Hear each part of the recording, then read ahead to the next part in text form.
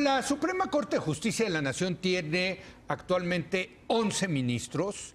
Muchas decisiones se deciden en el Pleno, pero también hay 2 salas especializadas donde participan 5 ministros en una, 5 ministros en otra. El ministro presidente no participa en ninguna de ellas. Y le cuento todo esto porque la semana pasada Morena, y en particular el senador Ricardo Monreal, presentó una iniciativa para cambiar la Constitución y que se cree una nueva sala, una tercera sala de la Suprema Corte de Justicia de la Nación, con 5 ministros más, lo cual llevaría el pleno de 11 actuales a 16, con estas 3 salas de 5 ministros cada uno. Desde luego esto generó una gran polémica, porque tomando en cuenta que el presidente López Obrador ya nombró a 2 ministros desde que tomó posesión y que nombrará pronto un tercero que se retirará, pues si a esos 3 le sumamos los 5 que estarían nombrando si de aprobarse esta propuesta de Morena. Esta iniciativa ha generado una nueva polémica. Muchos piensan que esta es una manera que está tratando Morena de hacerle al presidente López Obrador una corte a su medida. Vamos a debatir este tema. Como todos los miércoles, Denise Dresser. Denise, muy buenas noches. Buenas noches. Pablo Magluf, muy buenas noches. Y Mario Arriagada. Mario, muy buenas noches. Buenas noches, Leo. Empecemos contigo, Denise. Tú esto lo llamaste en tu artículo de Reforma del lunes, la Suprema Corte Morenista de la Nación. Creo que eso lo resume todo en tu argumento. ¿Tú sí crees que este es un intento por controlar a la Corte? A ver, veamos la intención detrás. Hay que preguntarse ¿para qué lo hacen? ¿Por qué? ¿Cuáles son los motivos? Y si uno mira los motivos explícitos, los que están ahí en la iniciativa presentada por Monreal, pues se caen. Por un lado dicen que lo que hay que hacer es desahogar el rezago que hay en la primera y segunda sala, lo cual es un argumento erróneo porque esa tercera sala se encargaría de casos de corrupción que vienen por amparos, que son muy pocos en contraste con todos los demás rezagados que tienen que ver con materias administrativas y penales. Segundo, dicen que esto es para aumentar la eficiencia de la Corte, pero pues no aumenta su eficiencia si de pronto tienes que crear otro aparato burocrático de sostén a la sala que implica 300 nuevos funcionarios y un gasto solo en sueldos de 280 millones de pesos. Y tercero, el argumento de que es que la corrupción es tan grave que necesitamos a una Suprema Corte que se encargue de este asunto, que me parece una manipulación muy burda, porque el tema de la corrupción ya se dirime o se debe dirimir por otras instancias. Por el Tribunal Contencioso Administrativo. Exactamente. Magistrados que no han nombrado, por cierto. Magistrados que no han nombrado, sí. Y que si quieren enfrentar el tema de la corrupción consistente con su argumento, hay otras instancias y que ya deberían echarse a andar. Entonces, desmontando los argumentos, ¿qué te queda en términos de la intención? Pues la evidente, la obvia, que es una táctica política para que el presidente pueda nombrar a 5 ministros más y con ello controlar a la Corte. Y hay quienes dicen, bueno, esto es válido, esto es lo que intentó hacer Roosevelt en 1937, el famoso court packing, pero era muy distinto. Él se enfrentaba a una Corte conservadora que le estaba bloqueando sus iniciativas progresistas. Y aquí lo que yo argumenté en mi artículo es: hay muchas medidas de este gobierno que yo calificaría de corte conservador. Ojalá tuviéramos a un presidente con un proyecto rooseveltiano de Estado fuerte, Estado regulador, fortalecimiento institucional para crear un Estado del bienestar. En muchos casos la Corte ha sido más liberal que el propio presidente. En términos de, déjame terminar, de marihuana, militarización, aborto, etcétera. Yo lo que creo es que está buscando ya sea controlar a la Corte, si es, con esta iniciativa, si se aprueba, y todo depende de la oposición, claro. U otra interpretación es amedrentarla lo suficiente como para que no tenga que hacer el cambio y la Corte se alinee, que fue lo que logró Roosevelt. Fue lo que logró Roosevelt logró que a partir de ese momento los ministros que habían estado rechazándole las medidas como el salario mínimo universal se doblaran, y el resto de su periodo la Corte estuvo flojita y cooperando. Por cierto, nada más para agregar en el tema de Roosevelt, el Senado sí votó esa iniciativa y la votó en contra, ¿no? O sea, claro, sí el Senado dijo no, es una manera de desequilibrar la separación de poder. El problema con el court packing, y por eso incluso los demócratas se opusieron a su presidente en este tema, es que si tú lo haces cuando eres mayoría, abres la puerta a que cuando el partido opositor, tu oposición, sea mayoría, haga exactamente lo mismo. Así es. Y arme un court packing en tu contra. Y creo que por eso las leyes se diseñan siempre con el espíritu de qué harían con ellas tus peores enemigos. Mario. Comparto los comentarios de Denise. Comparto la preocupación de varias organizaciones de abogados, también exministros. El exministro Cosío escribió como este mismo tipo de razonamiento en un artículo bastante sensato, con palabras La ministra como... Olga Sánchez Cordero, secretaria de Gobernación. Bueno, creo que hay voces en contra de esta iniciativa porque justamente no suma lo que quiere hacer con lo que dice que va a solucionar lo que quiere solucionar. Ahora, por otro lado, para llevarlo un poquito más allá de estar como totalmente de acuerdo en que este court packing para tener a modo una suprema que este gobierno pueda controlar, creo que es pésima idea, debemos advertirlo. Pero hay otros factores que me están interesando en esta jugada, para cómo leerlo políticamente. Uno, Monreal, en las reuniones que ya tuvo con Saldívar, también Julio Scherer, el encargado de consejero jurídico de presidencia, han dicho cosas como hay que reformar o incluso desaparecer el Consejo de la Judicatura. También está en eso. Es un tit for tat. Exactamente. Entonces, como que están negociando algo más, yo siento. Justamente, sí para amedrentarlos, pero no para que voten como ellos quieran el resto, bueno, que podría ser. También podría pero, ser. como el hecho Roosevelt. Pero es más bien que creo que quieren hacer una reforma grande. De hecho, en octubre del año pasado, Monreal presentó otra iniciativa de reforma al Poder Judicial en la cual quieren cambiar las rotaciones de los jueces. De 3 a 6 años, para que no pueda haber estos como nidos de corrupción que parece que se afectan. Los jueces federales. Así es. Que afectan muchísimo al sistema de justicia. Entonces creo que se están acomodando las piezas de una manera que me hace pensar que lo que quieren es una reforma grande, en cuyo caso yo creo que así como se escribió esta carta de las organizaciones, abogados, medios de comunicación, casi que habría que tomarles la palabra y pensar las cosas que están pendientes, porque es verdad que es una corte poco autónoma del poder político. Hay índices de autonomía judicial que nos ponen en el lugar 110 de 140, cosas así. Sí. Entonces, más bien pensar en el modelo napoleónico, no sé, quizá este es el momento de lo que no hemos hecho.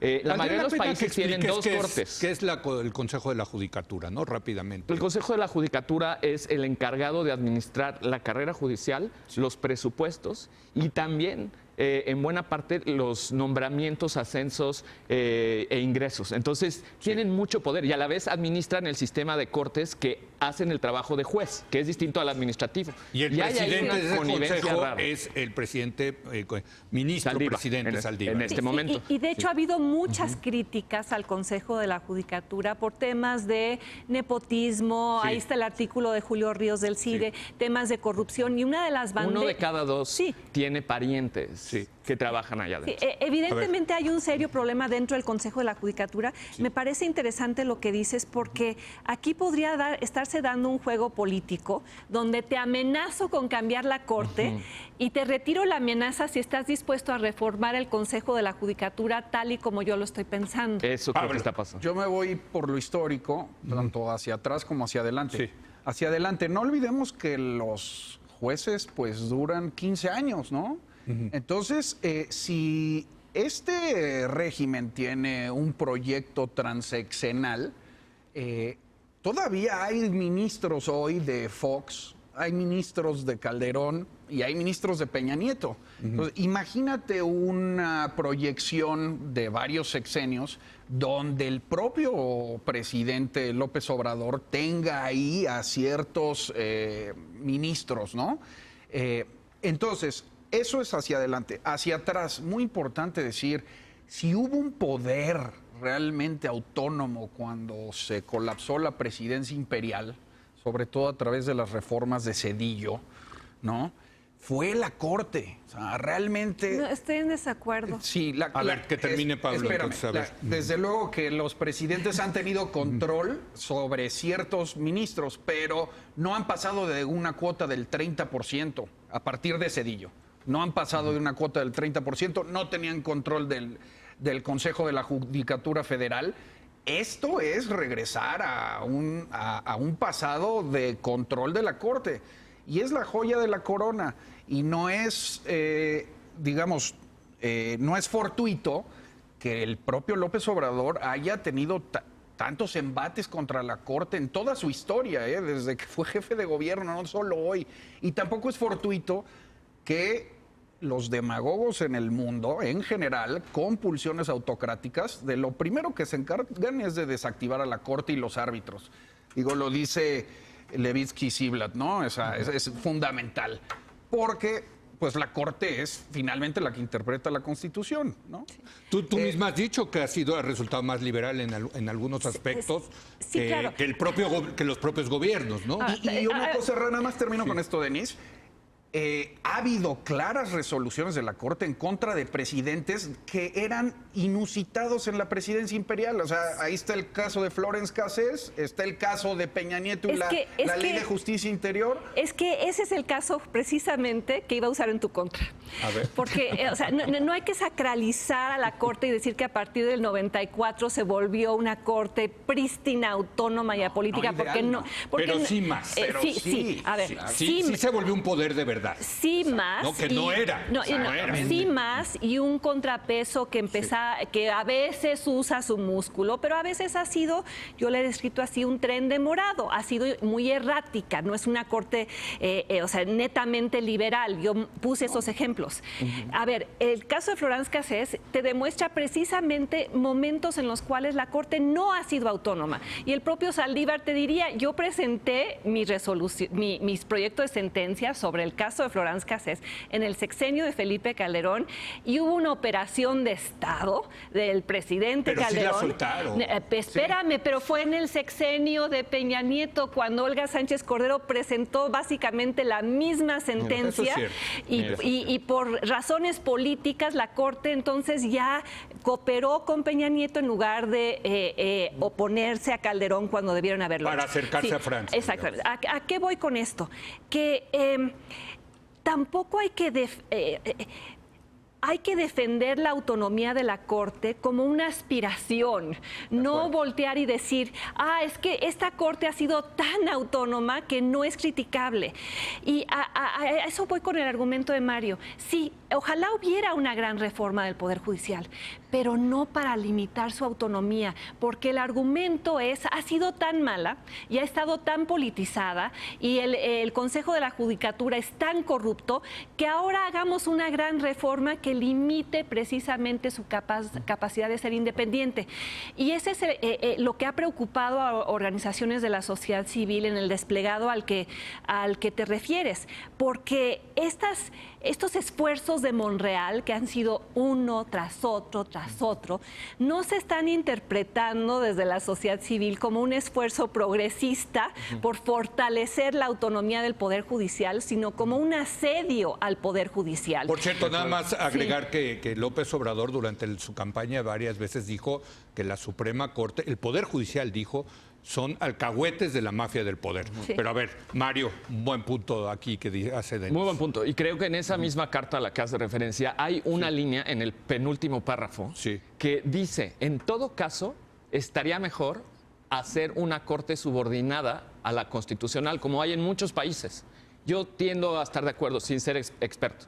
Como hay en Dividir la Francia, parte- en Italia, en Colombia en los 90 se hizo una reforma Que es judicial. otra cosa que prometió López, que dijo López Obrador que podría hacer, ¿no? Si en es decir, algún momento quitarle es la el momento, este es el momento. Yo creo. quitarle la interpretación constitucional a la Hay Corte. una corte constitucional Exacto, para que quede claro. sí, que son generalmente menos ministros Sí. que en la Corte Superior Sí. de todo lo demás que no es constitucional. Sí. Y esa tienen 10 salas, 8 salas, 23 ministros o magistrados, depende de La cómo se otra, llamen. no la- no la Corte constitucional. Suprema Sí. del sistema judicial, que Sí. tiene el deber, es la Corte de último recurso Correcto. de decisión de casos. Y hay otra cosa Pero no separada que es constitucional. un tribunal constitucional que solamente ve las controversias constitucionales. Exactamente. Así es. Y ahí suelen ser más pequeños, los nombramientos ¿Te son gusta más eso? largos. Yo siento que sí, y sobre todo cuando está acompañado de eso, separarlo de cómo en el Consejo de la Judicatura se mezclan tres cosas que a lo mejor no deberían estar juntas, que es la participación de un miembro de la Corte Constitucional, también la responsabilidad de del sistema piramidal de cortes de últimas instancias y la administración. Entonces yo creo que separar esas tres cosas, la protección de la Constitución, que es en el fondo el objetivo último de la autonomía judicial, que pueda decirle que no a los otros poderes usando la Constitución, se protege con este sistema donde hay una Corte Constitucional súper prestigiada, con pocos expertos, que duran mucho tiempo, ¿Quién que la son nombra? incrompables. Ese es el tema. Hay mecanismos para nombrarlos que no son los mexicanos, que es muy interesante revisar. Ahora que podemos, discutámoslo. Por ejemplo, a veces funciona mejor, en muchos de los casos con más autonomía judicial de las cortes constitucionales, como el caso de Nueva Zelanda y otros, la terna es al revés. No la manda el presidente al Congreso y luego la devuelve el Congreso. El Congreso le manda las opciones al presidente y el presidente de pocas elige. A ver, Es que Pablo, por ejemplo, ahí hay un le pu- toca a Pablo. ahí le hay toca a un Pablo. punto muy sensible. Sí. Vean el pasado reciente con las designaciones de la CRE.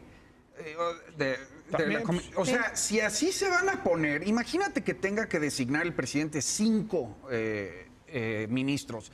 Con esa Constitucionales, constitucionales. Con ese nivel de terquedad, ¿no? Y de insistencia, ¿cómo vas a garantizar su capacidad? A lo mejor por eso hay un articulazo de Miguel Alfonso Mesa, escrito en Nexos, que se llama Ministros de Troya. ¿No? Es una suerte de caballo de Troya que lanzas ahí a tus 5 centinelas, los dejas guardados ahí, los impones y terminan operando para ti, ¿no? De aquí a 15 años. Hay otra cosa a mí que me preocupa muchísimo. Hay una facultad en la iniciativa que propone Monreal de que la nueva sala esté encargada de la responsabilidad patrimonial del Estado. Es Correcto. decir, cuando incurra, los casos de indemnización, sobre todo en patrimonio de cualquier persona, cuando el gobierno daña sus bienes, etcétera. Eso quiere decir que proyectos enormes como el aeropuerto, el Tren Maya, Dos Bocas, ¿no? Puede el gobierno ahorita estar protegido con esa nueva sala de muchas indemnizaciones. Eso es muy peligroso. Porque estás dándole una suerte de fuero, ¿no? De algo muy importante. Sí, Denise. A ver, Mario, yo estaría de acuerdo contigo a nivel de lo deseable. Pero lo que me preocupa es que hemos visto una serie de decisiones de parte del presidente que no tienen la intención evidente de fortalecer autonomías o contrapesos. Y el ejemplo de la CRE para mí es un gran ejemplo, porque era su oportunidad de, bueno, pues si en el órgano regulador había neoliberales, conservadores opuestos a mi proyecto, pues ¿qué no hay progresistas de primer nivel con capacidad técnica que pones ahí? O sea, más, digamos, ideológicamente alineados, pero también con la capacidad de ser verdaderos reguladores, el hecho de que eso no ocurrió en la CRE. Me preocupa entonces que hagamos una enorme reforma en la cual el presidente designe, por ejemplo, a los 5 ministros del Tribunal Constitucional, pero ya con criterios que no tienen que ver con que sean prestigiados, que sean autónomos. Esa es mi preocupación. Yasmín Esquivel. Como la propia es como Yasmín Yasmín Esquivel, o sea, es otro ejemplo donde tenías la oportunidad de nombrar a Ana Laura Magaloni, tenías la oportunidad, tenías la oportunidad de nombrar a una gran jurista. A ver, ¿no te gusta Ana Laura Magaloni? Leticia Bonifaz.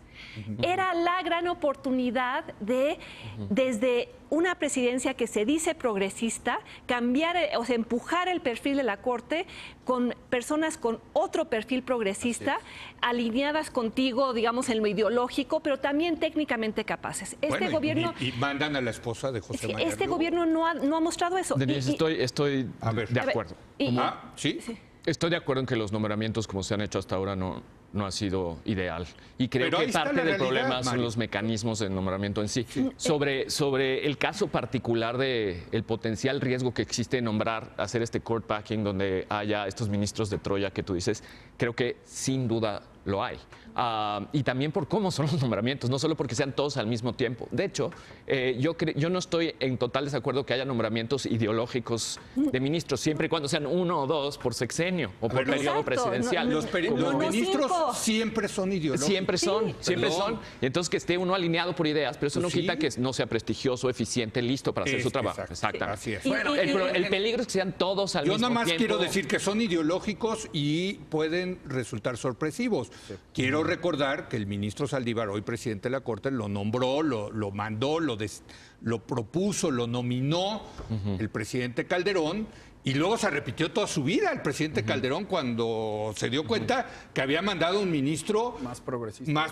y con la capacidad de hacer proyectos como el del ABC, Ahora, que lo que- tanto enojó al gobierno de Calderón, ¿no? Una última ronda, 30 segundos cada uno, porque se nos acabó Bueno, el yo tiempo. creo que ya para cerrar nos debemos de preguntar, ¿esto le da control al presidente de la Corte? Sí. ¿Resuelve el problema de la corrupción? No. ¿Pone en peligro la división de poderes y la autonomía? Sí. Y AMLO se caracteriza por ser intransigente en las designaciones. Entonces, es una trampa que atenta contra la división de poderes y la democracia. El problema no es el número de ministros o las salas, sino la autonomía, e iba en buen camino. No habíamos, Por llegado, cierto, no habíamos llegado a lo ideal, pero iba por ahí, y este es un intento de regresarnos a la hegemonía. Por cierto, hay quienes dicen que esto es una iniciativa de Monreal que no tenía la bendición solito. de López Obrador. También hay que, No creo. hay que decirlo, por lo menos, a ver, ¿no? Que yo- cada quien se crea lo que quiera O sea, creerse, ¿no? Pero pequemos de muchos cosas en esta mesa, pero no de ingenuidad. bueno, no, nada más yo lo tenía que A ver. poner para que... Luego es que si no en el Twitter me dicen es que Perdón, López pero Obrador está- dijo que no le gusta la reforma. A ver, perdón, estamos otra vez en el país donde no se mueve una hoja sin que lo sepa el presidente, y tan es así que a todo mundo corrige en las mañaneras. A ver, dando el beneficio de la duda de que se trata de una gran reforma con la capacidad de transformar a fondo un sistema judicial que necesita ser transformado. Si no va por ahí, va por donde dice Pablo. O sea, ¿cuál sería la intencionalidad? Desde los estados comienzan a surgir amparos que van a llegar eventualmente a la Suprema Corte. Chihuahua se ampara Sí. contra la decisión de cancelar los refugios. Ese caso eventualmente podría llegar a la Corte. ¿De qué se trataría esto?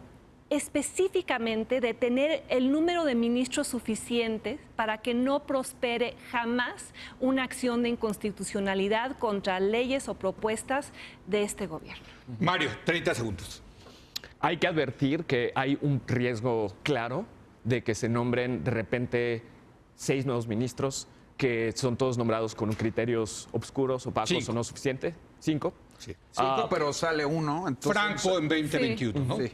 Y al final quede una mayoría que no solo, que no importa si es ideológica o no, pero que es la mayoría de alguien que se va a usar, como lo dicen. Por otro lado, creo que en términos estratégicos, para no ser ingenuos, porque no somos ingenuos o no queremos pensar que lo somos, dado que hay varias iniciativas atoradas en el Congreso, recientemente presentadas, más declaraciones de presidencia, aunque no sea del presidente esta iniciativa, Julio Scherer ha salido a decir a cámaras que quiere hacer algo con el Poder Judicial. Hay una oportunidad para subirle la barra a la discusión, ponerles adelante la propuesta antes de que ellos la pongan, discutirlo mejor de que ellos lo discuten para todos los mesas, foros de todos los que estamos viendo desde la barrera, pero que vemos peligro, pero a la vez creo también hay que ver oportunidad en esta porque ocurre una cada décadas.